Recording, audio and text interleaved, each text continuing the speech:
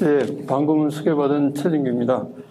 저는 원래 이 해양학자입니다. 해양생태학을 전공해서, 특히 그 중에서 이 플랑크톤을 전공해서 바다의 그 생태 환경을 주로 해왔었는데, 제가 2013년경부터, 우리나라에 백두대간이라고 있죠. 그 백두대간의 원류를 찾아서라는 그런 프로젝트를 서울대학교 물리과대학 산학회와 같이 쭉 진행을 해서 그동안에 백두산서부터 시작해서 대흥안용산맥, 그다음에 알타이 산맥, 천산 산맥 해서 파미르까지 다녀왔습니다. 그러고선 이제 남은 구간이 힌두쿠시 산맥하고 이 카라코람 산맥, 그다음에 히말라야 산맥 이쪽에 좀 남아 있는데 그 부분은 이제 이 코로나 때문에 진행하지 못하고 있는 그런 상황입니다. 그 동안에 그쪽에 좀 관심이 있어서 마침 좀 자세히 좀 살피고 있었는데 마침 이 호남문화재연구원의 이명진 이사장님께서 이 강의를 좀 요청하셔서 제가 사실은 그렇게 아주 전문가는 아닙니다. 그런데 공부할 겸 해서 이렇게 좀 준비를 해봤습니다. 첫 번째 강연자를 이렇게 초청해 주셔서 영광으로 생각합니다. 제가 힘닿는 데까지 준비한 원고를 좀 말씀드리겠습니다. 네. 우선 남아시아의 형성에 대해서 말씀드리겠습니다. 남아시아는 아시아 남부 지역 이렇게 보고 있죠. 보통 이제 남아시아가 어디냐 하면은 지금 남아시아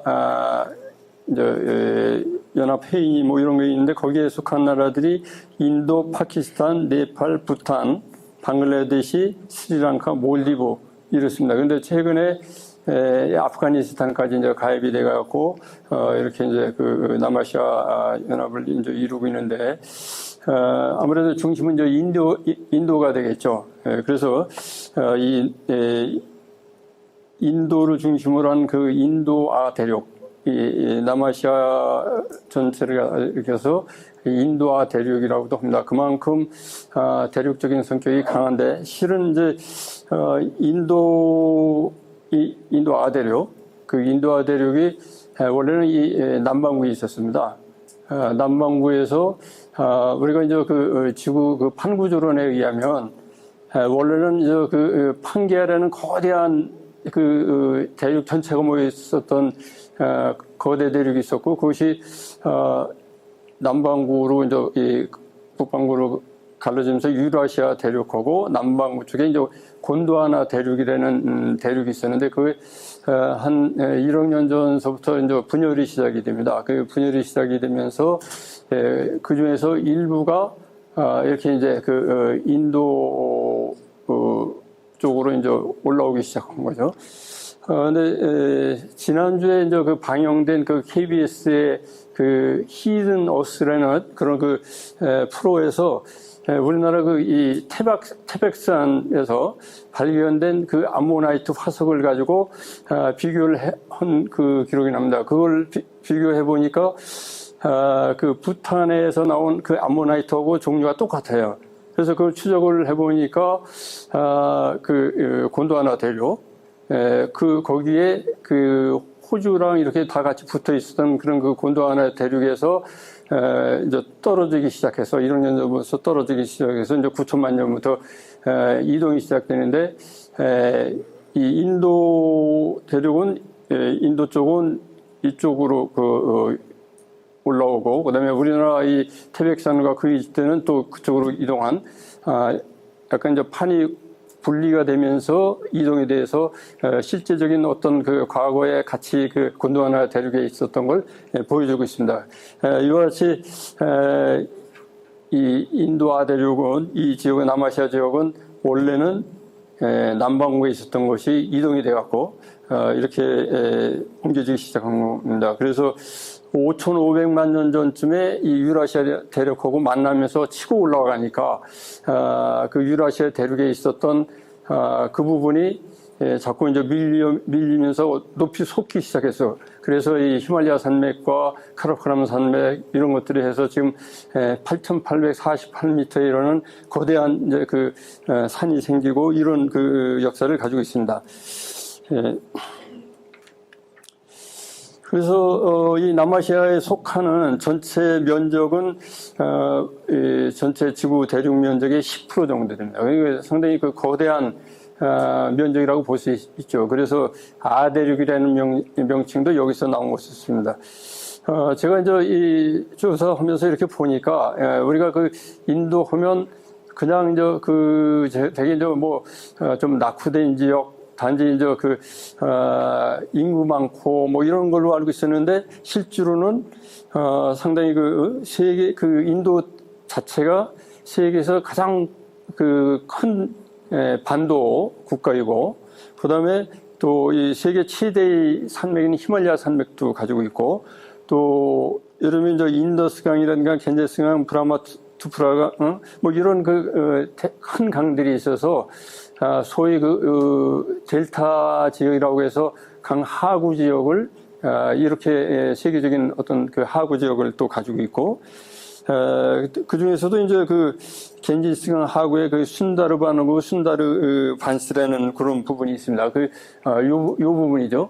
여기가 그 세계에서 가장 큰 그 삼각주를 이루고 있는 그런 걸 보여주고 있습니다. 이 지역이 열대 지역서부터 기후상으로 열대서부터 아열대, 온대, 한대 해서 이 고산 지역의 경우는 이 툰드라 기후까지 있고 이러기 때문에 그 기후가 굉장히 다양하면서 거기에 서식하고 있는 이 동식물들도 또 다양하고 이래서 그 어떻게 보면 생물 다양성이 가장 그 풍부한 지역이 아닌가 이렇게 생각이 됩니다. 이 지역에 있어서 그 가장 큰 특징은 소위 이제 그 몬순 계절풍이 주기적으로 온다는 겁니다. 그 남서 계절풍과 북동 계절풍이 오게 되는데 그 이유는 남서 계절풍은 남쪽에 인도양에서부터 열기가 이제 올라온 그 습기가 많은 그런 그 공기들이 이제 인도 대륙이 빨리 덮여지고 이러면서 그것이 이제 인도 아대륙으로 들어와서 정기적으로 이제 계절풍을 이루는 거죠. 그래서 고온 다습한 이런 그런 계절풍들이 보통 5월에서 10월까지 대개 한 6월서부터 시작이 됩니다. 6월서부터 10월까지 오고 그다음에 겨울에는 그 북쪽에서 이제 차가운 그런 계절풍이 히말라야 산맥을 넘어온 그런 계절풍들이 내려오고 이게 주기적으로 되면서 이 지역의 전반적인 어떤 그 기후 환경을 이루는 걸 볼 수 있습니다. 여기 우리가 현재 동아시아가 인구가 제일 많은 거로 알고 있는데 전체 이 인구로 치게 되면 이 남아시아 인구가 19억 4천 만 명. 세계에서 가장 그 인구가 밀집된 지역이라고 볼 수 있습니다. 그만큼 또 그 다양한 종족과 언어가 있고 그래서 이 지역이 아주 그 특별한 지역이 아닌가 이런 생각을 합니다. 제가 이제 원래 이제 해양학자이기 때문에 인도양을 잠깐 소개를 해드리면 인도양은 규모로 보면 태평양, 대서양에 이어서 이제 세 번째로 큰 대양인데 그 수심은 비교적 깊은 편입니다. 태평양 다음에 인도양. 전체적으로 보면 태평양이 가장 먼저 생겼고 그 다음에 인도양이 생겼고 그 다음에 대서양이 생겼습니다. 그걸 우리가 어떻게 알 수 있느냐면 산호초가 어디에 가장 많이 있느냐를 보면 태평양 지역이 제일 많습니다. 그 다음에 넓이는 대서양이 더 넓어도 인도양이 그 다음에 이제 그 산호초가 많고 그런 걸로 추정을 해서 인도양의 이제 여러 가지 화석 자료나 이런 걸로 봤을 때 인도양이 두 번째로 생긴 걸로 이렇게 보고 있습니다. 그래서 그러면서 이제 여기서 보여드리는 건 제가 인도양 부분이 요 부분인데요. 인도양 부분이 여기서 보시게 되면은 여기 남아메리카 요 옆으로 해서 이런 약간 녹색의 이렇게 띠가 이렇게 나오고 있습니다. 요게 슌볼트 해류라고 합니다. 이게 이제 남극에서부터 이제 올라오는 그런 물이 찬물인데 그 물이 위로 올라가게 돼서 이쪽 이 적도 지역에 영향을 줍니다. 근데 때에 따라서는 이 물이 올라오지 못할 때가 있습니다. 여기 보시는 것 같이 이런 빨간 이 강한 난류들이 이쪽으로 영향을 미쳐서 여기 올라오지 못하는 경우가 있습니다. 그걸 갖다가 엘니뇨라고 흔히 얘기합니다. 엘니뇨가 형성이 되면 이쪽에 이제 상당히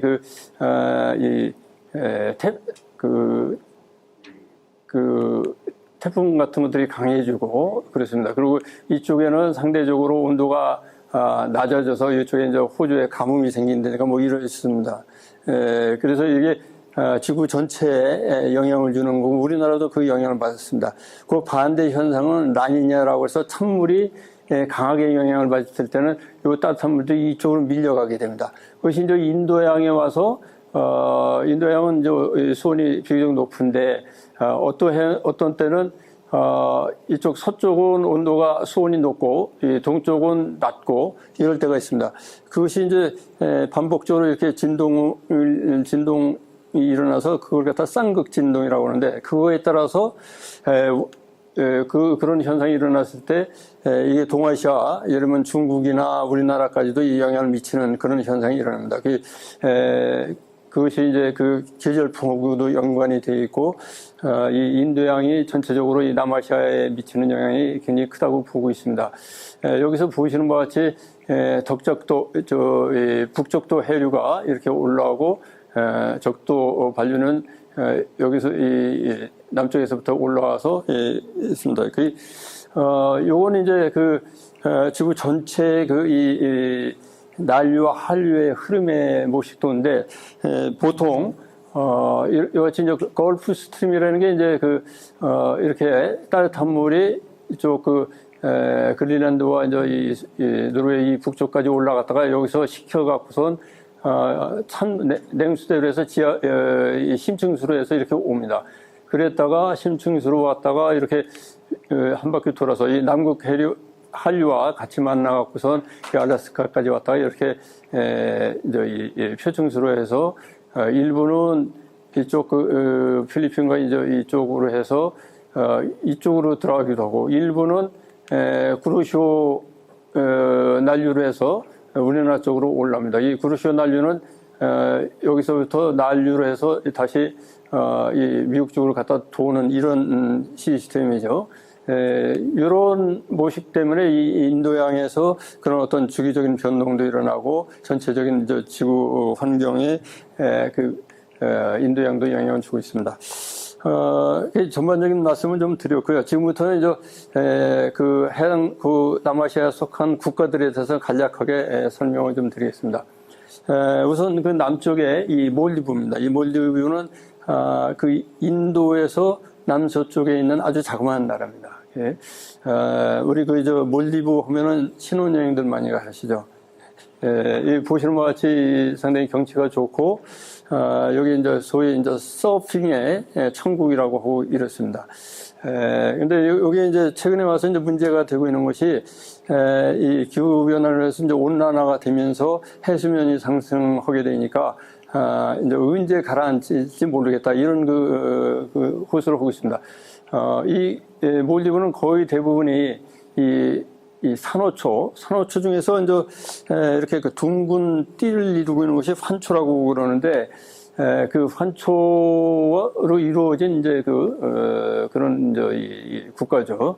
그 중에서 이제 이 말레가 인구가 제일 많고 그런데 여기도 이제 언제 사라질지 모르는 그런 위기에 있다고 보고 있습니다. 그게 예를 들면 이제 연간 3.2mm씩 상승을 하는데 지금 여기 평균 이제 해발고도가 2.5m이기 때문에 한 1000년 정도 되면 완전히 물속에 가라앉힐지도 모릅니다. 그래서 여기에 대한 뭐 대책을 강구하고 좀 여러 가지 얘기가 나오고 있죠. 이쪽에는 그 해역이 아주 넓고 이러기 때문에 그 배타적 경적 수역이 아주 넓습니다. 이 중에서 특별한 생물들은 이 고래상어라고 해서 뭐 길이가 12m 정도 되는데 이건 상어지만은 이 플랑크톤을 먹는 상어입니다. 고기를 안 먹고 플랑크톤을 먹는 상어고, 그다음에 만타 가오리라고 해서 이 대왕 쥐 가오리 종류인데 이것도 크기가 5m 정도 됩니다. 이런 것들이 사는 상당히 아름다운 그런 지역이라고 볼 수 있습니다. 그다음에 이제 몰디브에서 조금 위에 올라가면 이제 스리랑카가 인도 옆에 그 아래에 그 포크 해협이라는 조그만 해협을 통해서 아래 고구마 같이 이렇게 생겼죠.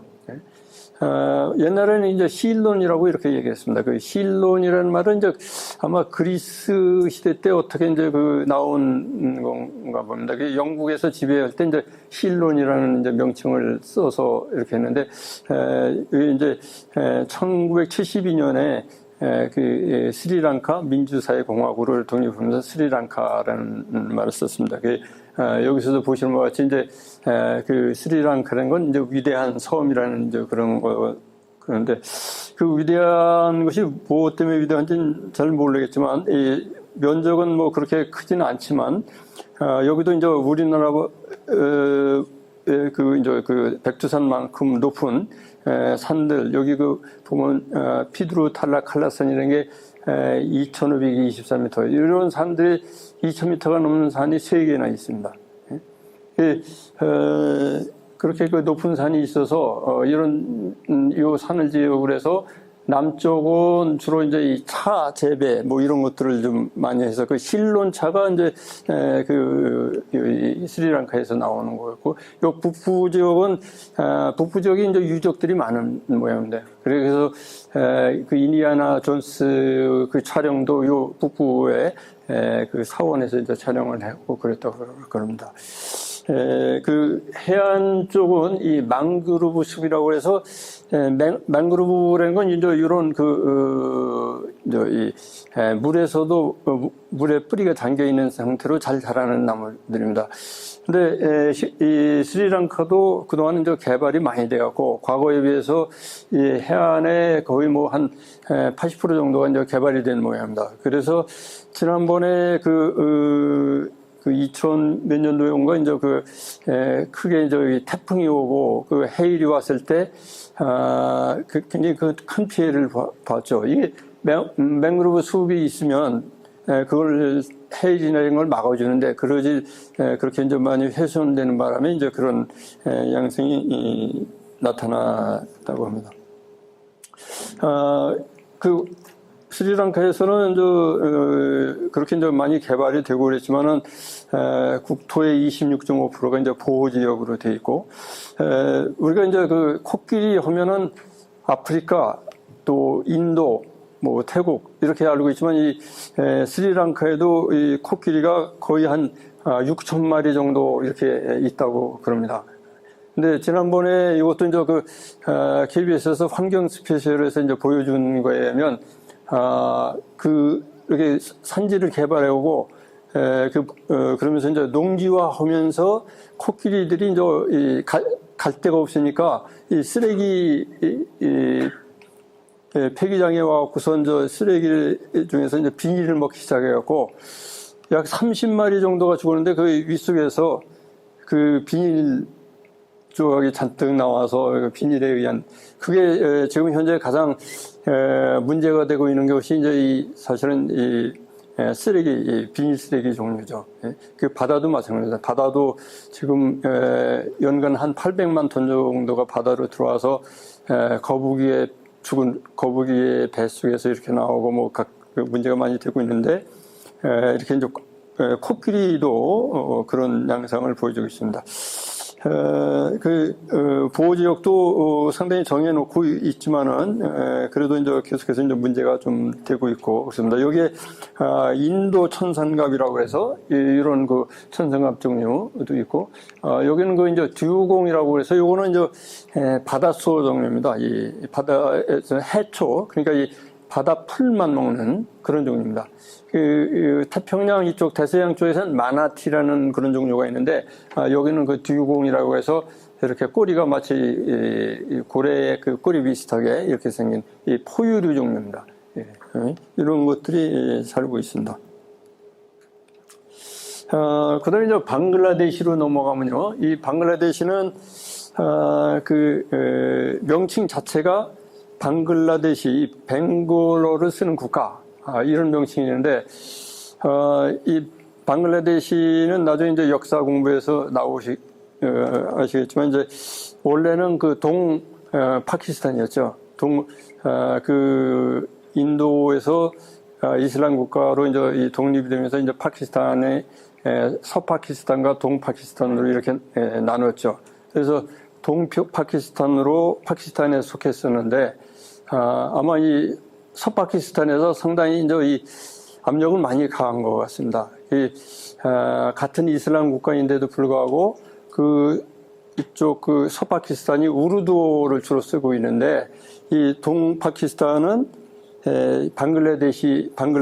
벵골어를 쓰고 있고 이런데 그 우르두어를 쓰라고 강요를 하고 거의 식민 통치 같이 하고 그러니까 여기서 이제 독립전쟁이 일어나갖고 1972년에 이제 이렇게 이제 독립을 한 방글라데시 인민공화국으로 이제 독립이 됐죠.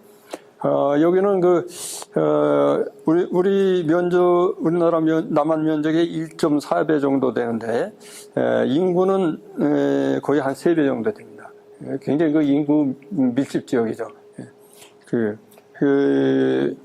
우리나라에서는 기업들이 좀 많이 들어가 있죠. 그 중에서 이제, 노스페이스, 영원무역이라는 데서 노스페이스 등산복 만들고, 거기가 이제 여기 들어가 있습니다. 그래서, 아마 제가 듣기로는 6만 명을 고용했던 그런 얘기도 들은 것 같은데, 하여튼 이 방글라데시 가서, 상당히 많은 사업들을 하고 있는데, 이 나라는 최고 높은 고도가 제일 높은 지역이 이쪽에 있는 사카하퐁이라는 1000m 정도 되는 그런 산입니다. 나머지는 다 이렇게 저지대입니다. 여긴 왜 저지대냐면 이 겐지스강하고 이 브라마푸트라강이라는 두 강이 합쳐져서 이제 유입이 되면서 여기에 무수히 많은 이제 이 습지를 이루기 때문에 이렇게 저지대로서 보통 이제 저지대는 해발이 10m 이하 되는 것도 있어서 여기도 이제 매년 국토의 0.4% 정도가 침수되고 있고 이러기 때문에 홍수로 매년 문제가 심각한 그런 나라죠. 1970년도에는 사이클론이 이제 발생하면서 사이클론에 의한 이제 홍수가 일어나서 50만 명이나 실종이 된 그런 기록도 있고 그렇습니다. 여기에 이 아래쪽에 이쪽이 이제 소위 맹그로브 숲을 이루고 있는데 맹그로브 숲에 주로 이제 있는 나무가 순다리 나무라는 게 있습니다. 순다리 나무가 요런 나무입니다. 요 순다리 나무. 요 순다리 나무에 의해서 명칭을 딴 순다르반이라는 그런 지역을 세계 자연유산으로 등록되어 있습니다. 그런 이유는 여기에 소위 얘기하는 이 생물 다양성이 아주 높기 때문에 그렇습니다. 예를 들면 벵골 호랑이만 해도 여기에 400마리에서 450마리 정도가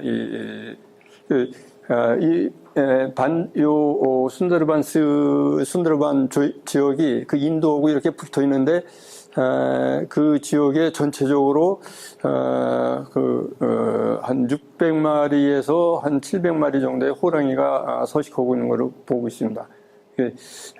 굉장히 중요한 지역이죠.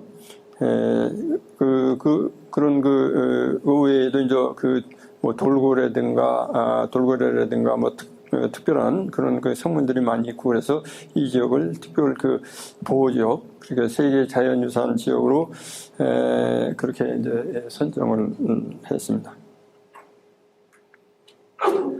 여기는 이제 부탄인데요. 이 부탄은 여기서 이제 보시는 것 같이 이게 이 티베트 고원의 이 한쪽 끝에 네팔과 여기 이제 인도 있고 여기 이제 부탄인데 원래는 네팔과 부탄 그 사이에 뭐가 있었습니까? 시킴이 있었죠. 시킴 왕국이 있었는데 그 시킴이 자발적으로 인도로 이제 귀속을 원해서 지금은 이제 시킴주가 됐습니다. 인도의 시킴주가 됐죠. 그래서 그 네팔과 여기 이제 좀 떨어져서 이 부탄이 있습니다. 부탄은 원래 이제 시킴도 이제 티베트계 그 이제 왕국이었었는데 그게 이제 인도에 귀속되면서 티베트 본 지역 거기도 지금 이제 중국으로다가 이제 좀 속하게 됐고 이러면서 이 부탄이 유일한 그 티베트의 독립국가입니다. 인구는 많지 않습니다. 81만 정도. 근데 우리가 부탄 오면 뭐 혹시 좀 기억나시는 거 있습니까?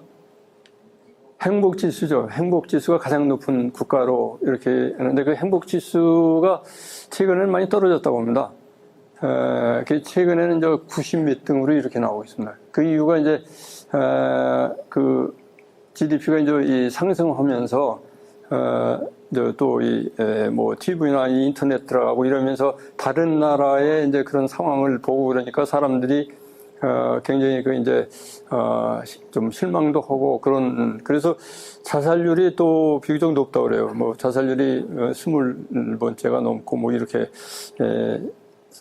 높아졌다고 그러는데 하여튼 그래도 좀 부탄을 가고 싶어 하죠. 그 이유는 부탄이 그 특별한 어떤 그 정책을 하고 있기 때문에 현재 이제 이폰 군주국으로 돼 있는데 시겔 왕촉이라는 사람이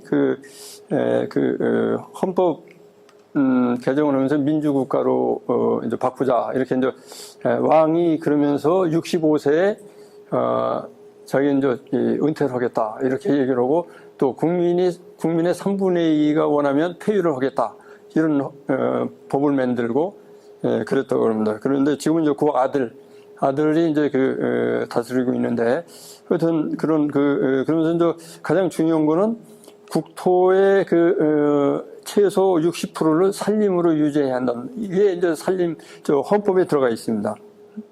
그래서 예를 들면 이제 나무를 베는 만큼 심어야 한다.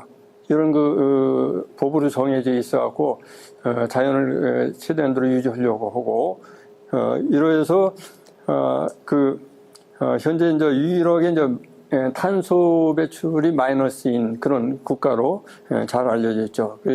그런 법으로 금연을 하게 하고 있고 또 플라스틱도 사용을 금지하고 플라스틱을 생분해 플라스틱으로 써야지만 되는 그런 정책을 펼치고 있습니다. 여기에 이제 이제 부탄 히말라야에 속한 지역이기 때문에 최고봉은 이 강그루 푸엔섬이라는 이런 7,500m가 넘는 그런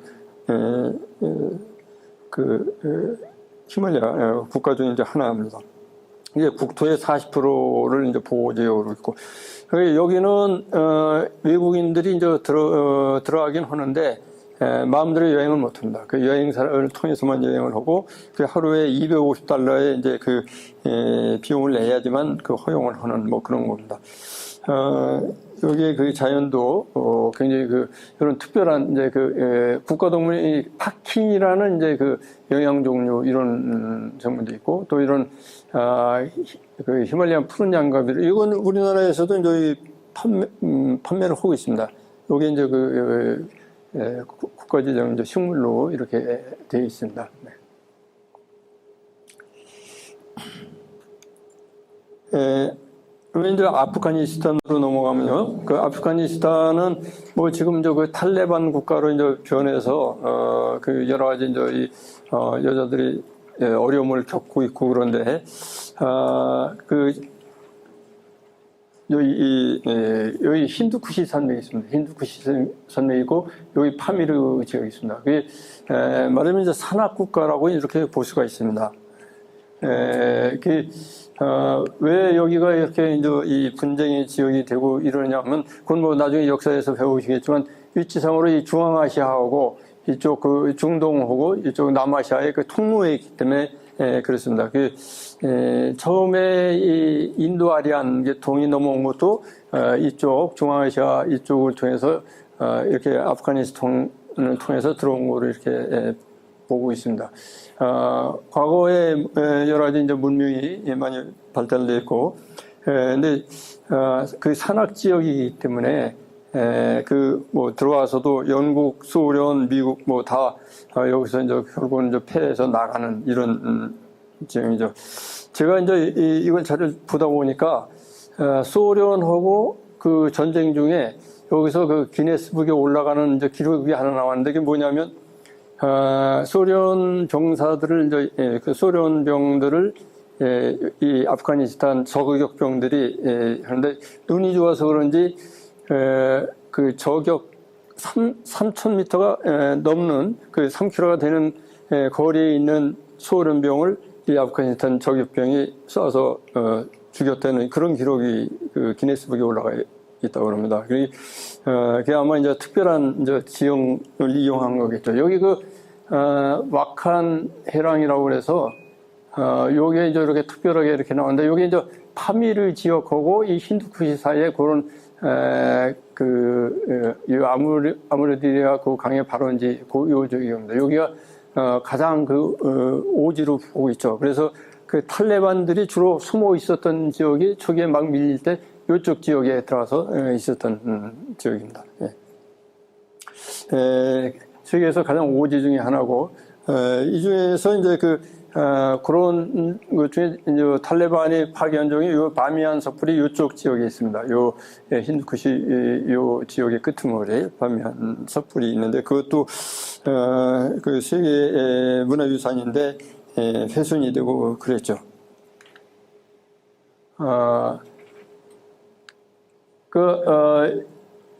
이 지역은 아까 제가 이제 말씀드렸던 초기에 말씀드렸던 그 인도판이 위로 올라오면서 계속해서 유라시아판하고 만나는 그런 그 접경 지역이 되기 때문에 그 아프가니스탄, 파키스탄, 인도, 방글라데시 여기가 이제 이 지진 지역이죠.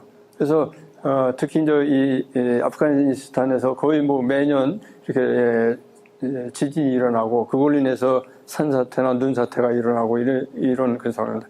근데 한편에는 여기에 또 상당히 그 귀한 그 자원들, 천연 자원들이 많아서 그 세계 각국에서 이제 여기를 이제 호시탐탐 보고 있는 것이 이제 그런 자원 때문에 그럽니다. 과거에는 가장 유명했던 것이 이 청금석이라고 하는 거죠. 청금석.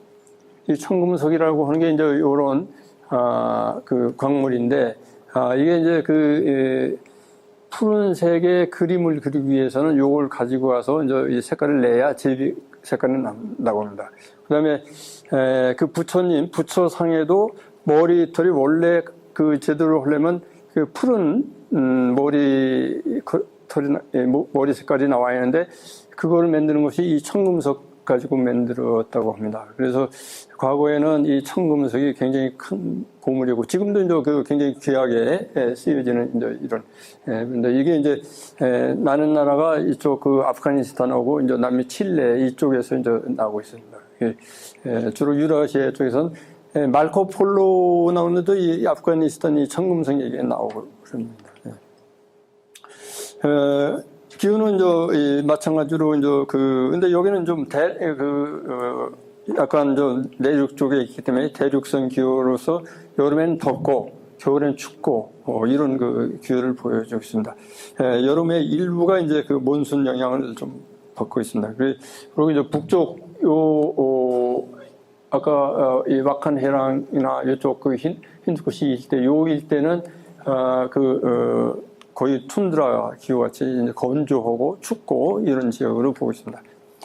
이 지역에서 이제 이 산간 지역에서 유명한 거는 요 말코폴로 양이라고 염소라고 하는 요 종류죠.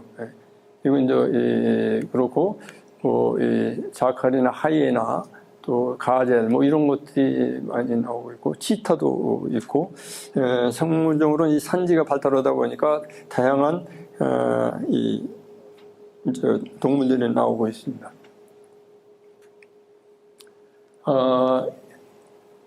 오늘 이제 파키스탄으로 넘어가면 이 파키스탄의 이 파키스탄이라는 명칭 자체는 여기 뭐 청정한 땅이라고 이런 명칭을 썼지만 사실은 이게 개인이 파키스탄 독립운동가인 개인이 영국에 유학하면서 이 초우드리 라마트 알리라는 사람이 영국에 유학하면서 만든 명칭이라고 합니다. 그래서 그 파키스탄이 펀잡, 아프간, 카슈미르, 신디, 발루키스탄 여기서 이제 신디 대신에 아이를 따고 이제 스탄에서 파키스탄 이렇게 나온 거라고 합니다. 그 명칭도 그렇고 의미도 그렇고 좋아서 이제 이 파키스탄이라는 명칭을 독립하면서 이제 쓰기 시작한 거죠. 우리 흔히 이제 그 인더스 문명 얘기하는데 이 인더스강이 이제 이 파키스탄의 중심을 따라서 이렇게 흐르고 있는데 여러분 이제 그 인더스 문명의 중심이 이제 모헨조다로도 이제 이 파키스탄에 있고 또 그 발루키스탄이라고 해서 그 약간 좀 모헨조다로 남쪽 여기도 이제 말하자면 파키스탄에 있습니다. 그 과거에 상당히 화려했던 그 문화를 가지고 있었던 거죠. 간다라 불교 문화도 이 아프가니스탄 일부와 이제 이 파키스탄 간다라 지역에서부터 이제 시작됐다고 이제 이렇게 얘기를 하고 있죠.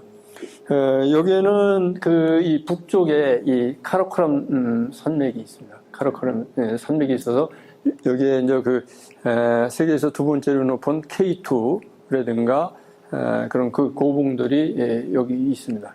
그리고 여러분들 그 훈자라는 데는 아마 들어보셨을 겁니다. 그 훈자라고 그러면 가장 장수촌 그걸로 유명하죠. 이 훈자도 여기 있습니다. 이 훈자는 여기 중국 신장과의 그 경계 지역에 있는데 공기 좋고 이 훈자 지역에는 아마 이제 옛날에 이제 그리스 알렉산더 원정군의 일부 사람들이 좀 남아서 있었던 거로도 이렇게 보고 있습니다. 지금 이 카라코람 하이웨이를 제가 좀 잠깐 설명드리면 이 카라코람 하이웨이가 굉장히 파키스탄에 중요한데, 지금 파키스탄하고 인도하고는 이제 상당히 적대 관계가 있고, 파키스탄하고 이 중국하고는 이제 상당히 우호적이라서, 중국에서 많은 물자들이 이 파키스탄으로 넘어오고 있습니다. 이걸 주로 이용한 게 이제 카라코람 하이웨이인데, 중국의 신장의 마지막 이쪽 파미르 쪽에 카시카르라는 그 도시에서 넘어옵니다. 카시카르에서 이렇게 이제 넘어와서 쿤자라 패스. 여기 이 쿤자라 패스는 중국 신장하고 이 파키스탄하고 이 경계 지역이죠. 여기에 이제 이 타시쿠르간이라고 있는데 이 타시쿠르간은 과거에 이제 총룡이라는 이름을 했어요. 파총자입니다. 파총. 파를 갖다 총이라고 해요. 그 총룡입니다. 우리 해초 스님이 이제 해초 스님의 이제 왕후천축국전에도 이제 나오는 얘기입니다. 총룡을 올라서서 이런 얘기인데 총룡이 바로 이 타시쿠르간입니다. 왜 총룡이냐? 요 일대가 우리 이용진 교수님하고 저하고 계속 같이 이렇게 좀 다니고 그랬는데 실제로 이쪽 지역에 가서 보면 야생파들이 잔뜩 있습니다. 그래서 이제 총룡이라는 이름이 붙었고 지금은 이제 타시쿠르간이라고 이제 이름을 붙였죠. 그래서 여기서 이 군자라 패스를 넘는데 이게 세계에서 가장 높은 고도에 있는 이제 이 도로라고 볼 수 있죠. 고도가 4,600 뭐 이런 게 있고요. 여기서 이제 넘어오면 바로 여기에 이제 훈자 지역이 있고 거기서 이제 들어오면은 여기 이제 뭐 K2라는 게 있고, 요 길기트라는 거는 여러분 혹시 들어보셨는지 모르지만 소록국이라고 해서 고선지 장군이 과거에 여기까지 와서 이제 이 정보를 하고 돌아간 그런 기록이 있죠. 그 고선지 장군이 여기까지 왔다가 아까 얘기했던 와칸 해랑으로 해서 이렇게 총령으로 다시 돌아간 이런 기록들이 있죠. 여기 난가파르바트가 있고 이 길이 그래서 과거에도 그렇고 지금도 그렇고 굉장히 중요한 길로 볼 수가 있습니다. 그 인더스 평원이 이렇게 이제 발달됐고, 이 인더스 평원이 그 충적 평야이기 때문에 상당히 이제 기름지고, 또 이런 히말라야나 이제 카라코람에서 나오는 수량이 풍부한 물이 공급이 되니까 농업이 이쪽에 이제 발달이 돼 있고, 그렇습니다. 뭐 아열대성 이런 식물들도 있고, 또 초원, 이래서, 있습니다. 이 아래쪽은 남쪽으로 가면서 여기 이제 나중에 인도에서 말씀해서 약간 이 건조한 사막 기후가 나타납니다. 그래서 상당히 좀 어려운 지역인데 여기 그 대신에 카라치, 파키스탄의 카라치는 인구가 최대 많죠. 한 1,000만이 넘는 그 대도시가 있죠. 그걸로 인해서 이 아라비아 해가 이제 좀 오염돼 있고 그런 상황이라고 보고 있습니다. 여기도 지진, 2005년도에 이제 대지진, 카슈미르 대지진으로 9만 명이 사망했고, 작년에도 이제 홍수로 해서 2천만 명 정도가 이제 이재민이 생기고 이랬다는, 그러니까 자연재해가 끊임없이 일어나는 지역이 이제 이 파키스탄입니다. 이 파키스탄의 이제 생물들인데, 여기에 보게 되면 여기 이제 이 몽구스라는 약간 쥐과 이 고양이과에 관련된 그런 동물이고, 여기에 이제 마크홀이라는 아까 마르코폴로 이 염소하고 조금 달라져, 뿔 모양이가. 여기 이제 이건 마크홀 염소 종류인데, 이게 이제 국가 동물로 되어 있습니다. 여기도 이제 35개 국립공원과 130개 야생식물 보호가 보호되고 있습니다. 그런데 계속해서 이제 문제는 이쪽 남아시아가 개발의 그것이 멈춰지지 않고 계속 확대되고 있어서 이런 산지라든가 이런 것이 점차 이제 개발 지역으로 되고 이러니까 현재 이제 문제가 되고 있는 거죠. 그거에 따라서 해안 지역도 이제 계속해서 이제 이 재해가 일어나고 이러는 것이죠. 그 다음에 이제 인도입니다. 원래 이름이 이제 이렇게 인더스에서부터 유래된 거로 보고 있습니다. 그래서 힌두, 인도, 인디아로 이렇게 했는데, 근데 현지에서는 힌두를 쓰는 사람들은 주로 이제 바라트라는, 자기네 나라를 바라트라고 이렇게 부른다고 봅니다. 인구는 지금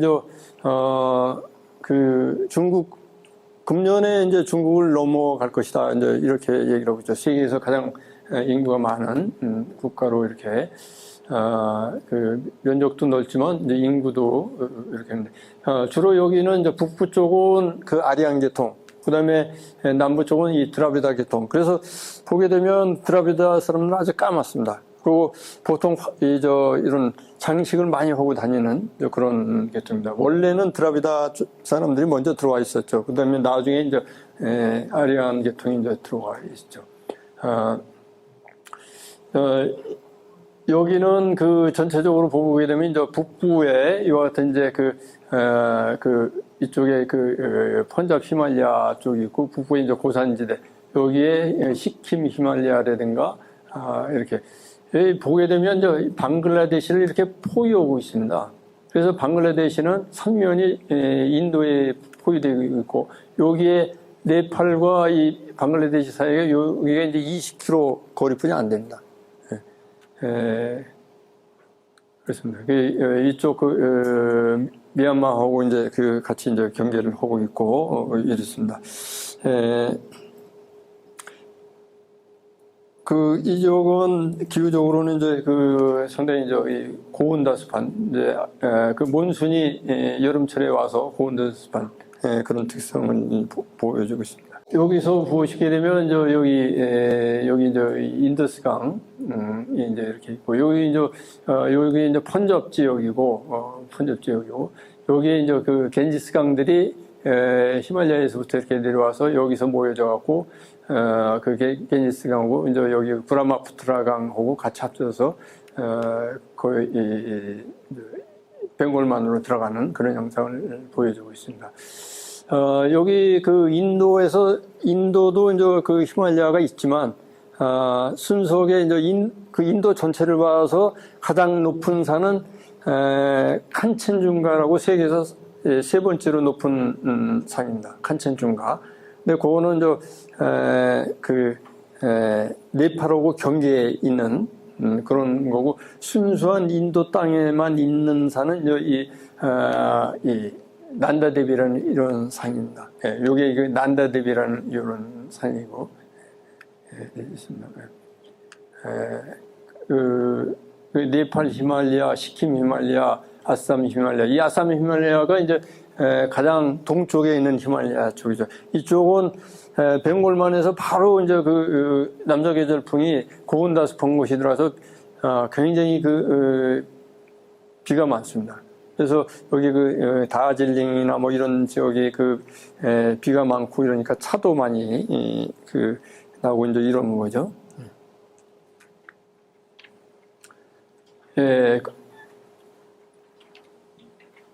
그다음에 이제 북부 쪽에는 아까 이 카라코람의 끝 자리에 있어서 파키스탄하고 경계로 있어서 여기에 카슈미르 지역이 이제 분쟁 지역이죠. 인도하고 파키스탄이 늘 이제 분쟁을 하고 있는 지역이죠.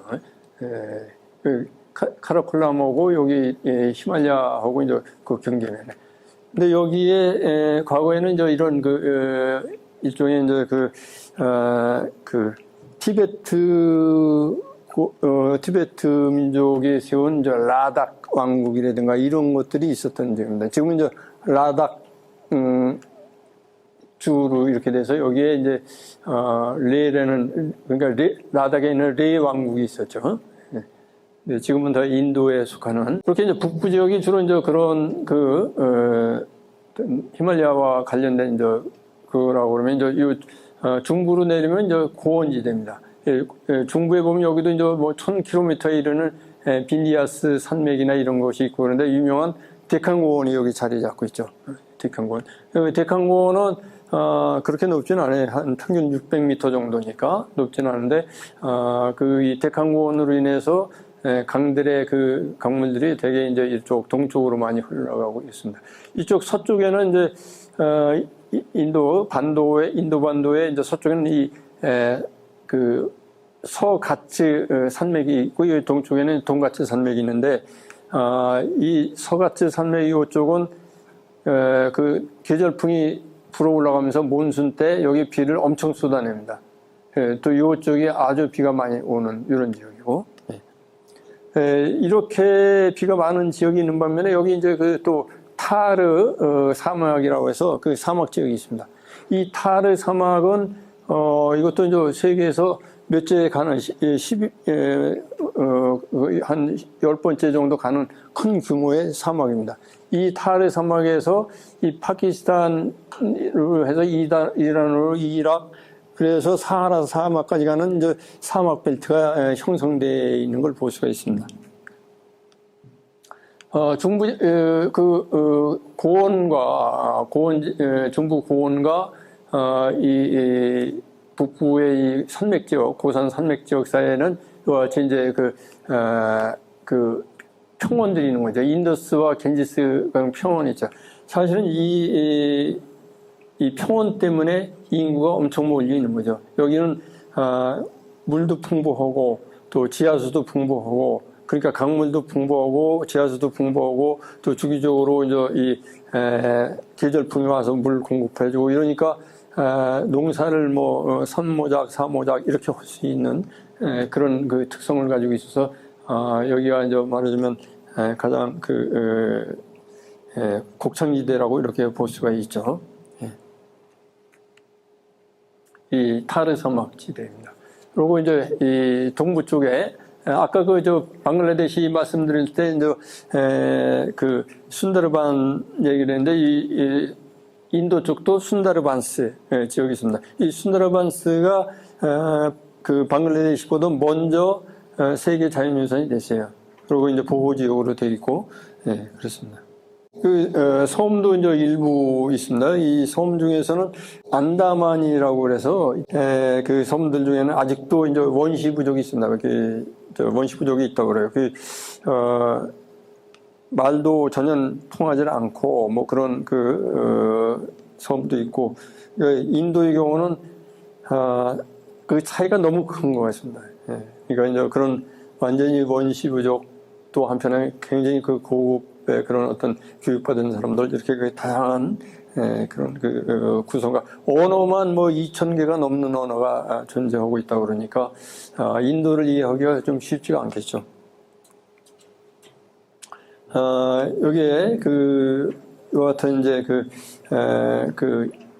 아시아 치타 이건 멸종됐다고 합니다. 여기 이제 또 겐지스강 돌고래나 이제 악어 같은 것들도 있고, 이건 겐지스강 돌고래 모습입니다.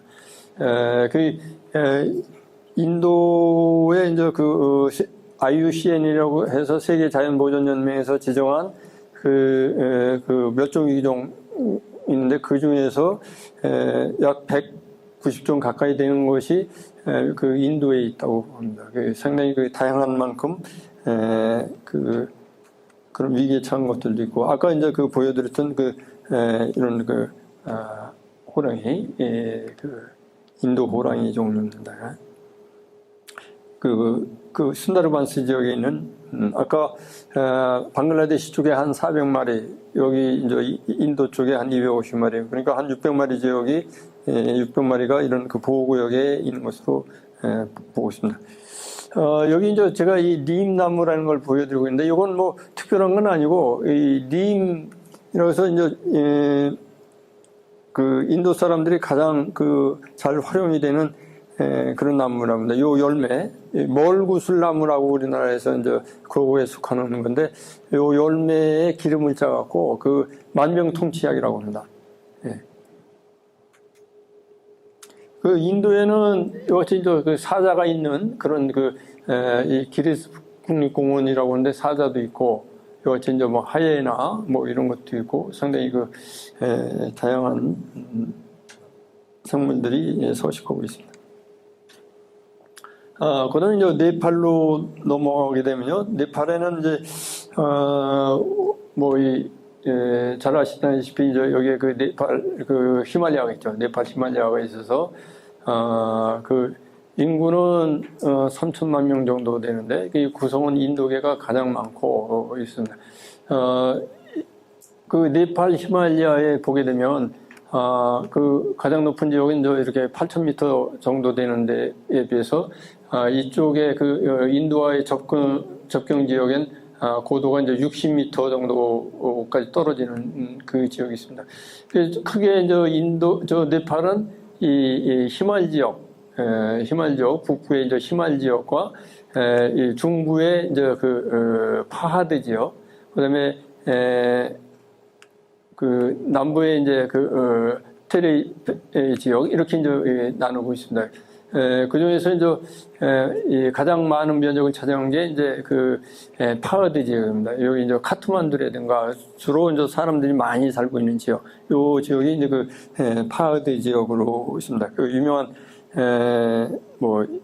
카트만두, 포카라 이런 대도시들이 여기에 있습니다.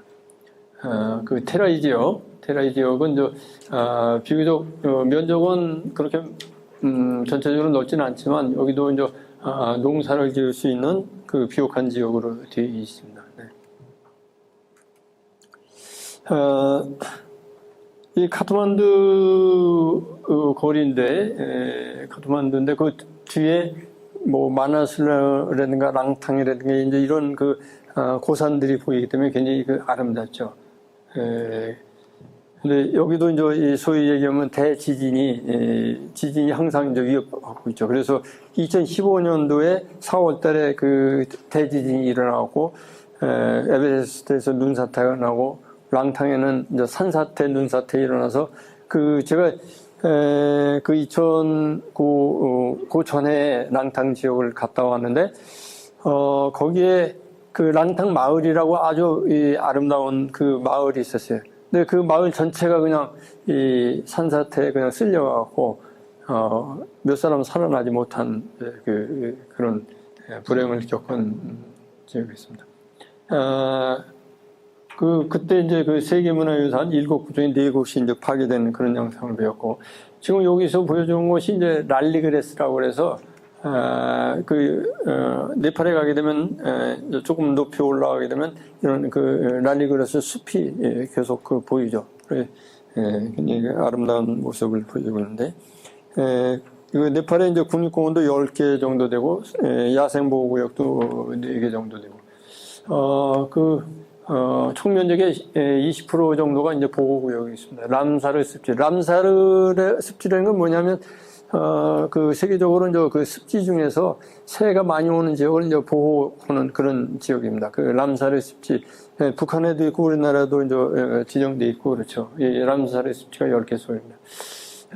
여기도 이제 멸종 위종이 107종이나 이렇게 보여지고, 요거는 이제 그 네팔의 이제 그 국조인 그 야생 푸른 꾸엉이라고 합니다.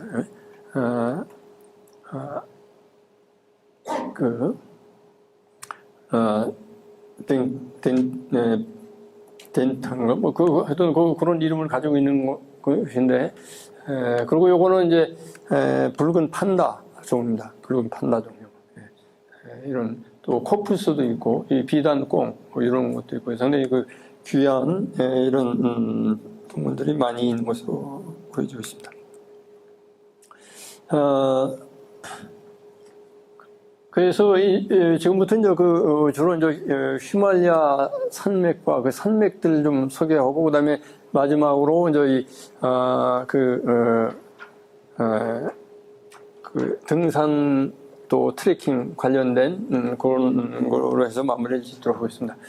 이와 같이 이제 그 히말라야라는 말 자체가 이 눈의 거처라는 이름입니다. 워낙 이제 눈이 많이 오고 그러니까 여기 이제 맨 서쪽에 이 푼잡 히말라야라는 거고, 그다음에 이제 네팔 히말라야, 시킴 히말라야, 부탄 히말라야, 아셈 히말라야 뭐 이렇게 해서 이루어지는 약 2,400km에 달하는 것이죠. 여기서 이제 이런 그 큰 강들이 인더스강, 겐지스강, 창포강이 이제 발행하고 있고, 전체적으로 이 히말라야 산맥에 전체적으로 이 둘레로 티베트까지 하면 한 6억 정도의 인구가 이제 있다고 그래요. 전체적으로. 원래 이거는 아까 처음에도 말씀하셨지만 인도판하고 아시아판이 이렇게 이제 만나게 되는데, 유라시아판이 만나게 되는데, 이 사이에 이제 테티스라는 이제 바다가 있었는데, 이걸 밀고 들어오면서 여기 아래에 있었던 그 해저판이 이제 위로 올라옵니다. 위로 올라와서 우리가 이제 이 히말라야 산맥에 가서 곳곳에서 보게 되면 해양 생물 화석들이 나타납니다. 그러니까 그걸로 봐서 그 해양 생물 화석으로 봐서 그것이 이제 과거에 이제 바다 밑이었다, 이걸 갖다 이제 알 수가 있는 거죠. 아까 얘기했던 그 암모나이트 그런 것도 그래서 이쪽에 이제 카트만두를 중심해서 여기 이제 서쪽으로 다울라기리와 이제 안나푸르나 이런 8,000m의 고산이 있고, 카트만두의 이제 동쪽으로 에베레스트와 이제 칸체중가, 또 여기 뭐 마카로 이런 네팔에만 8,000m가 넘는 게 8개가 있습니다. 네팔에만. 그리고 이제 북쪽으로, 중국 쪽으로, 시샤팡말에는 그런 산이 이제 8,000m가 넘는 산이 있습니다. 북쪽에서 이제 여기 에베레스트를 놓고선 보고서 이제 찍은 사진입니다. 그래서 여기서 이제 넘어가려면 이제 여기서 인도의 경우는 요 사이로 부탄과 네팔 사이 이 계곡을 통해서 라사로 넘어가고, 네팔의 경우는 요 카트만두에서 에베레스트 요 쪽으로 해서 요 계곡으로 해서 넘어가는 이런 통로가 있습니다. 히말라야에서 5대 성봉 이렇게 흔히 얘기를 합니다. 이건 이쪽에 인도 그다음에 티베트 그다음에 네팔 이런 힌두교와 불교를 믿는 이 사람들이 5대 성봉으로 얘기하는 게 소위 이제 칸첸중가, 그다음에 부탄에 있는 캉카루 푸인숨, 마차푸체레, 난다데비, 카일라스 이렇게 얘기를 했습니다. 이런 성봉의 경우는 이제 칸첸중가는 지금 등반대들이 많이 가지만 캉카루 푸엔숨 같은 경우는 등반대가 못 갑니다. 성봉이기 때문에. 또 마차푸체레도 못 올라갑니다. 네팔에서 허가를 안 내줍니다. 난다데비는 올라가고 있습니다. 카일라스 같은 경우는 지금 티베트 영에 있는데 못 올라가고 있습니다.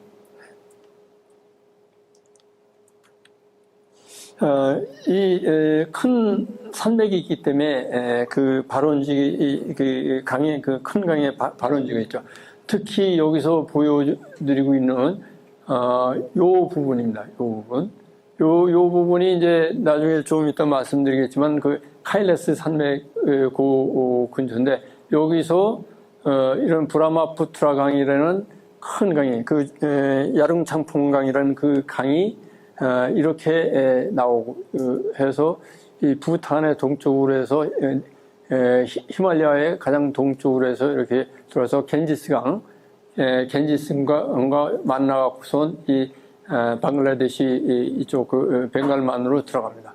그다음에 인더스강에서는 인더스강에 이제 북쪽으로 해서 카라코람 산맥 남쪽으로 오고, 여기 이제 시틀리즈강 요 두 개가 들어가서 인더스강으로 해서 이렇게 해서 아라비아 해로 다 들어가는 이런 2,000m가 넘는 2,000km가 넘는 큰 강들이 이렇게 있고, 그다음에 히말라야 산맥의 경우는 네팔 히말라야의 경우는 이렇게 이제 이런 아루나강이라든가 구구리강, 간디크강 이런 걸로 해서 중간중간 끊겼습니다.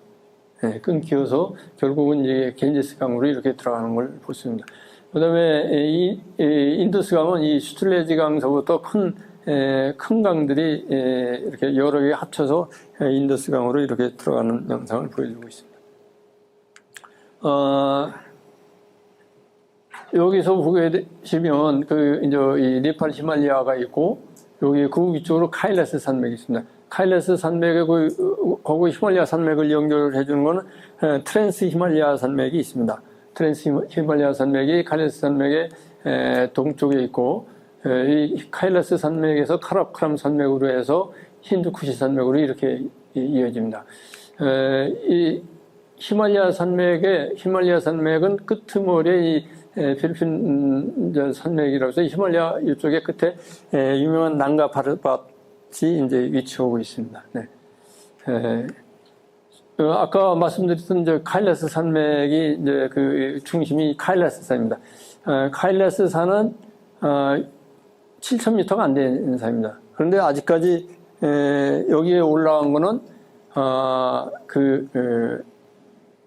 전설에 나오는 요가의 달인 한 사람만 올라갔다고 그럽니다. 그것도 이제 빛을 타고 올라갔다고 이런 얘기를 합니다. 그러니까 아직까지는 아무도 못 올라간 이 성지이기 때문에 허가를 내지 않는 그런 얘기입니다. 이 카일라스라는 의미는 수정이라는 의미입니다. 실제로 여기 이제 수정이 많은 줄 모르겠는데 이제 보시는 것 같이 수정같이 생겼죠.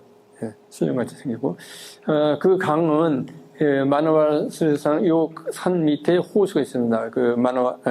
마나사르와라스 호수인데 그 호수에서부터 이제 되게 출발하는 것으로 그렇게 수원을 보고 있습니다. 그러니까 이 카일라스에서 유래된 그런 호수죠. 네. 그러니까 왜 성지냐면 이와 같이 라마교, 힌두교, 자이나교, 또 폰교라고 있습니다. 그 폰교, 종교들의 다 성지로 여기기 때문에 카일라스 산맥이 중요하죠. 우리도 불교에서 이 수미산이라는 말씀을 들어보셨죠? 그렇습니다.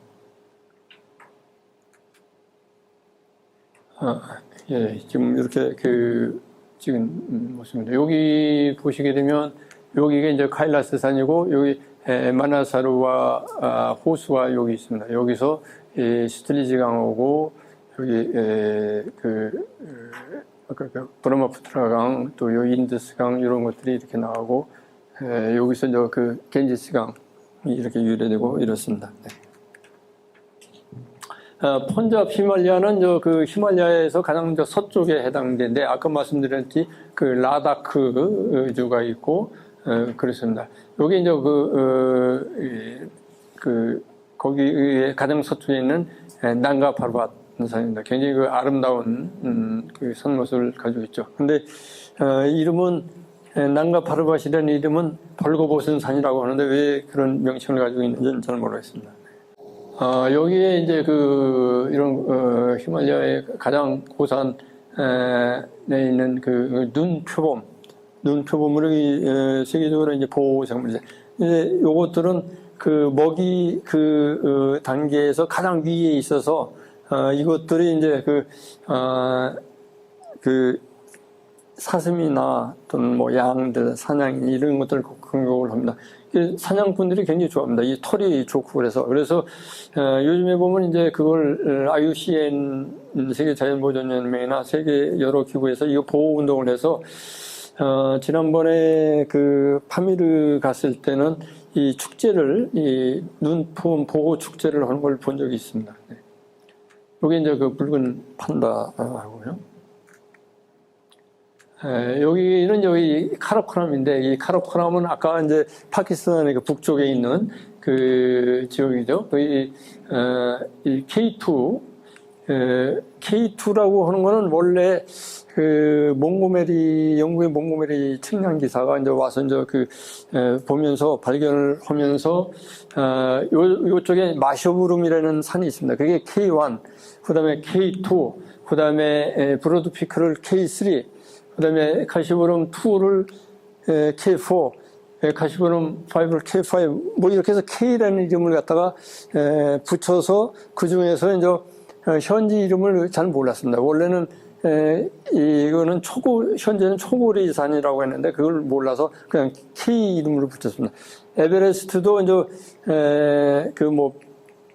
처음에는 그냥 피크 뭐 해서 에베레스트가 피크 15 뭐 이렇게 붙였는데 나중에 이제 측량국에 이제 측량국장을 했던 에베레스트의 명칭을 따서 에베레스트 산이 돼 있죠. 근데 원래는 촌무로마, 티베트 쪽에서는 촌무로마, 네팔 쪽에서는 사가르마타 그런 이름이 있었는데 그걸 알려고 한 거예요, 그죠?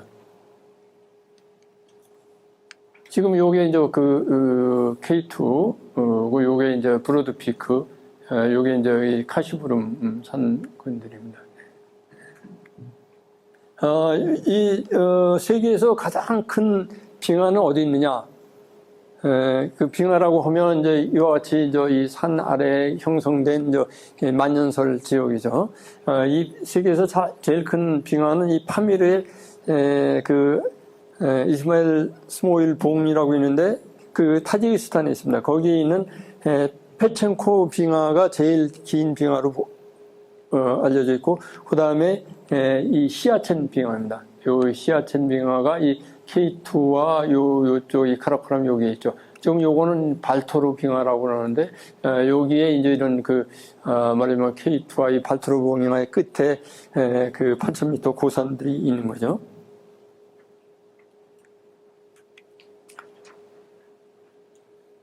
요건 아까 보여드렸던 그런 건데, 요건 힌두쿠시 산맥을 보여드리기 위해서, 여기 힌두쿠시 산맥이 이 카라코람 산맥과 힌두쿠시 산맥이 있습니다. 요 사이가 이제 쿤자라 패스라고 이제 볼 수가 있습니다. 이 힌두쿠시는 이 아프가니스탄에 있습니다. 이것도 이제 1200km에 해당되고, 가장 높은 봉은 티리치미라고 해서 이제 파키스탄 쪽에 위치하고 있습니다. 아프가니스탄에서는 이 노사크라는 봉입니다. 요거는 일본에서 초등정을 했고, 폴란드에서 1973년도에 이제 겨울에 가는데, 폴란드가 굉장한 등산 국가입니다. 특히 겨울에 아주 강합니다. 그래서 폴란드가 이제 8,000m 봉우리들 중에서 K2만 빼놓고 에베레스트도 그렇고 이 폴란드 사람들이 다 등반을 했어요. 초등을 했어요. 겨울에. 겨울에 등반하는 거고 이 봄, 여름에 등반하는 거하고는 엄청난 차이거든요. 근데 이 폴란드 사람들이 굉장히 추위에 강한 겁니다. 이제 히말리아 등반과 이제 트레킹에 관련돼서 좀 말씀을 드리면, 히말리아에 대한 첫 번째 스케치 지도는 이제, 16세기에 스페인의 이제 선교사가 이제 그렸다고 그래요. 근데 지도는, 그 프랑스 지리학자가 이제, 티베트와 이제 히말리아 산맥을 지도를 이제 작성한 것으로 이렇게 있는데 이 수도원에 보관돼서 잘 알려지지 않았던 것 같아요. 근데 이 스벤 헤딘이라고 혹시 들어보셨는지 모르겠는데 스벤 헤딘이라고 스웨덴의 이제 그 탐험가죠. 이 사람이 이제 독일에 와서 이제 공부하고 이러면서 탐험의 뜻을 두고서 이제 중앙아시아 또 고비섬에 이 탐험을 하고 그래서 사실은 많은 이 유물들을 가지고 갔죠. 이 사람이 그 스벤 헤딘이 이 지도를 발견을 했어요. 프랑스 지리. 1733년에 이제 작성된 지도를 보시면 에베레스트가 촌모르마라는 명칭이 있다. 그걸 주장을 해요. 나중에 주장을 하는데 그게 영국에나 받아들여지지 않았죠. 근데 실제로 이미 이제 이 티베트 쪽에서는 촌모르마라는 이름이 있었죠. 그 대지의 여신이라는 의미의 촌모르마가 있었던 거죠. 이 스벤 헤딘은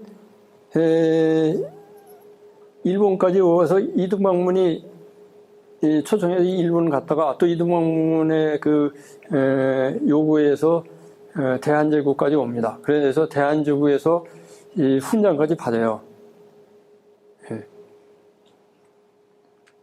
그리고 이제 이건 영국의 측량국 사람들이 1846년서부터 55년까지 고봉 79개를 측량하죠. 그 중에서 피크 15, 피크를 에베레스트 봉이라고 하는데 이게 이제 전인자인 에베레스트 측량국장 이름 따서 이렇게 에베레스트라고 한 거죠. 그러니까 명칭으로 보면 촌무라마 사가르마타를 써야 하는데 사가르마타 국립공원도 있습니다. 네팔에. 네팔은 사가르마타라고 그러고 있고. 그다음에 이제 이후에 이제 1800 카로크람 측량하고 아까 말씀드린 K2 그때 측량할 때 나오고 그다음에 1849년 이제 식물학자 이렇게 왔다 가고 그다음에 이제 56년에 K2 이름 지은 거고 1883년에 등반가로는 이 그라함이라는 사람이 처음으로 히말라야에 와요. 그래서 주로 이제 히말라야 주변을 이제 등반하면서 알리죠.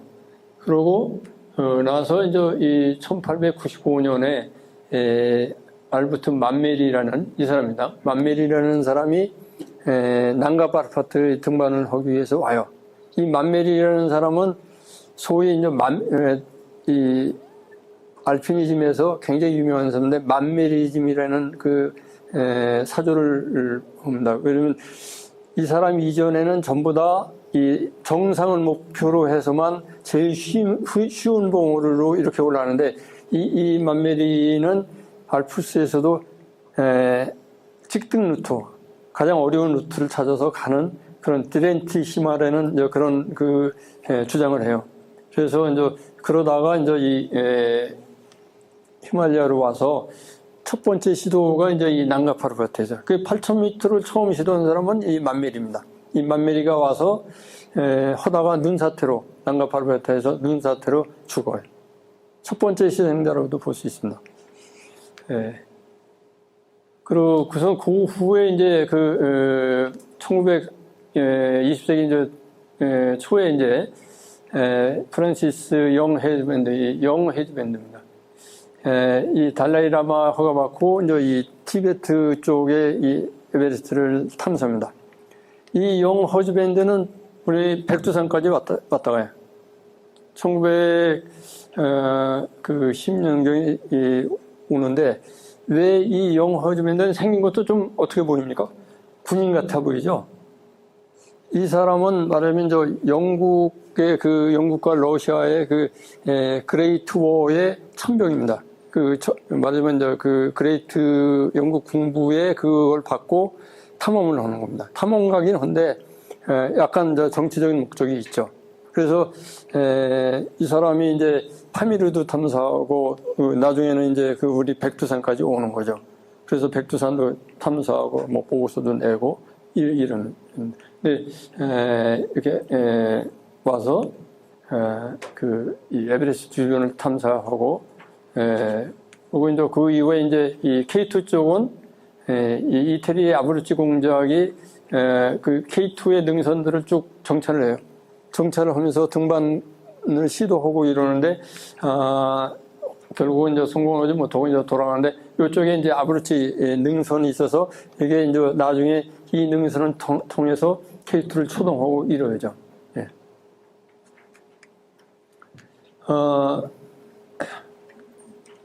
그 후에 이제 사실은 이제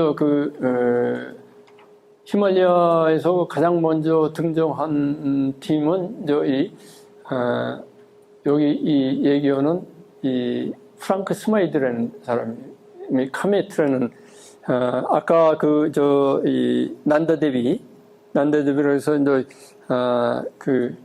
인도의 이제 서쪽에 있는 봉우리 그 난다데비 옆에 있는 것이 카메트입니다. 여기는 이제 첫 번째 등장해요. 이 스마이드라는 사람은 글을 아주 잘 써요. 글을 잘 써서 이 카메트 갔다 오고 나서 꽃산행이라는 그런 책도 쓰고 있는데 우리나라에서도 번역이 됐어요. 아주 사진도 잘 찍고 식물에 관심이 많아서 고산 식물들을 소개를 많이 하고 있습니다. 그리고 이제 그 후에 이제 이 난다데비가 이제 이렇게 초등이 됩니다. 요거 이제 그 당시엔 최고봉이었죠. 그 다음에 이제 이것이 이제 2차 대전 때문에 중지가 됐다가 1950년에 와서 이제 이 8,000m 등반이 시작이 돼요. 그 당시에 1945년 이전에 그 장비라는 건 뭐 굉장히 무거운 장비들 끌고 가고 그랬었는데, 2차 대전 때 이제 이후에 이제 나이롱 장비가 이제 나이롱 옷이나 나이롱 텐트 이런 것이 소위 얘기는 나이롱 원정대가 이제 시작이 됩니다. 나이롱 원정대가 나와서 가벼운 등반복을 가지고 안나푸르나 프랑스의 이제 프랑스 모리스 엘조그 팀이 여기 이제 이 안나푸르나를 등반을 하죠. 그래서 여기 루이 라시나가라는데 루이 라슈날이라는 우리나라의 루이 라슈날로 다 많이 알려졌습니다. 이 사람 일행이 이제 안나푸르나 초등을 해요. 그러고서 이제 그에 자극받은 이제 영국은 1921년부터 에베레스트 원정대를 보내요. 9차례는 보내요. 그래서 1924년대 유명한 말로리와 어빈이 정상부에서 사라져서 그 사람들이 에베레스트 등정을 했느냐 안 했느냐 가지고 계속 논란이 되죠. 지금까지도 사실은 밝혀지지 않았어요. 그 사람이 이제 2005년도인가에 말로리 시체를 찾아요. 그래서 어빈이 그때 카메라를 가지고 갔었는데 그 어빈의 카메라를 찾으면 그 카메라 안에 등정 여부가 나올 것이다 해서 그 카메라를 찾았는데 카메라를 발견을 못했어요. 그래서 아직까지 이제 초등에서는 제외되어 있는데, 하여튼 그 당시에 말놀이가 미국의 초청으로 해서 저 스마이드니 뭐 이런 사람들하고 같이 하다가 누가 모르니까 산에 가니까 산이 거기 있으니까 간다. 뭐 이런 그 유명한 말을 넘긴 게 그 말놀이입니다. 그 말놀이라든가 이 사람들이 계속해서 9차에 걸친 시도를 하지는 못하고 1954년도에 그 헌트대 이제 이 에드먼드 힐러리, 에드먼드 힐러리는 뉴질랜드 사람이죠. 근데 영연방에 속했기 때문에 에드먼드 힐러리하고 인도의 이제 테닝 노르가이 이 두 사람이 초등을 하는 거죠. 우리나라에서는 1977년도에 고상돈 대원이 등정을 하죠. 여기 현재까지 이 에베레스트 등반의 에베레스트 등정을 한 사람은 한 5,000명 정도로 세계적으로 보고 있고, 우리나라에서만도 이제 2017년까지 134명. 그 중에서 허영우 대장은 6번 이렇게 굉장히 많이 올라갔죠. 그거를 계기로 해서 1950년부터 이제 불티는 경쟁이 벌어진 거죠. 그래서 여기 이제 54년에 이 독일 오스트리아 사람인 헬만 불이 난가바르바트에 이제 초등정을 해요. 그래서 이 헬만 불은 올라갈 때는 30대의 모습으로 올라가는데 혼자서 이제 내려가자고 그러는데 안 돼, 포기하자고 그러는데 헬만 불가 혼자서 올라갑니다. 혼자서 올라가서 등정하고 내려왔는데 60대의 모습을 하고 내려왔다고 합니다. 그만큼 힘들게 올라갔다가 내려왔는데, 이 사람은 헬만 브루는 그 후에 이제 이 브로드 피크도 또 올라가요.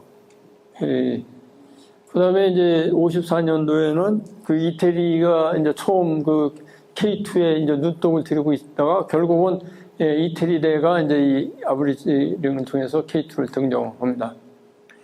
거기에 이제 유명한 그 이태리의 보나티라는 사람이 있어요. 보나티. 이 사람이 이제 사실은 등반 능력이 뛰어났는데, 후배이기 때문에 너 가서 산소 탱크 가져와. 그러니까 산소 탱크를 두 사람이 먹을 걸 다 지고선 마지막 캠프까지 올라다 줘요. 그러고선 그 선배들이 올라갔다 내려오고 이 사람은 할 수 없이 그냥 내려가요. 근데 등반사에 있어서는 그 보나티가 정말로 아주 뛰어난 사람이라고, 그 알프스에서의 활약이 뛰어나고, 그래서 아까운 그런. 근데 하여튼, 이태리대 전체가, 이태리대 두 사람이 K2를 등정을 하죠. 이 K2는 굉장히 아주 죽음의 산이라고 흔히 얘기하는, 그렇죠. 우리나라는 1986년도에 김병준 대장이 그 팀들이 가갖고서 3사람이 올라가죠. 그때도 열 몇 명이 죽어요. 그 K2에서. 근데 우리나라는 아무런 문제 없이 이제 돌아온 그런 케이스죠. 그 동계원정 아까 제가 말씀드렸는데 동계원정이 다 돼 있었는데 K2만 안 돼 있었어요. 그러다가 2019년인가 네팔 등반대가 가서 등정을 하죠. 그 다음에 이제 칸젠중과는 55년대 마칼루, 이 검은 귀신이 산이라는 마칼루도 이제 우리나라는 1982년에 이제 초등을 하고, 그 다음에 로체는 에베레스트 바로 옆에 있는 봉우리이고, 그거는 88년도에 우리나라에서 초등을 하고, 그 다음에 일본은 56년에 미키마키의 원정대가 이제 이 초등을 해요. 8,000m대의 초등. 이 미키마키라는 사람은 1920년대 그 알프스 가서 이 아이가의 한 루트를 갖다 이제 능선을 초등을 해요. 그래서 그 유명한 사람인데 그 등반대가 마나슬로 이제 등반하고, 우리나라는 마나슬로 오면 1972년도인가 그 김정석 팀이 거기 가서 6명이 그 형제들이 막 죽고 이런 그 아픈 기록이 있죠.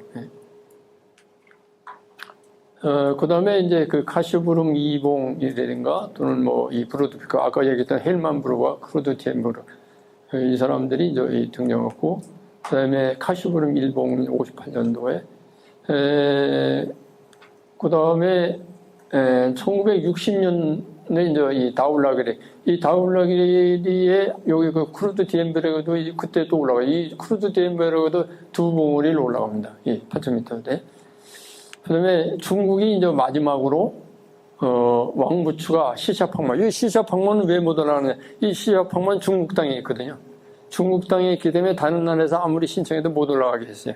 그러고선 64년도에 이 왕부추는 에베레스트도 중국 사람으로서 처음 올라갑니다. 에베레스트. 그래서 거기에 이제 사다리를 이렇게 놓고 내려온 그 사람인데 그 사람이 이 64년도에 시샤팡만을 등정해서 8,000m는 이제 64년도로 끝으로 다 이제 등정이 됐죠. 그 후에는 이제 그 새로운 코스들 내는 걸로 이제 그래서 1975년도부터 이제 이 라인홀드 미슨이라고 해서 오스트리아 사람이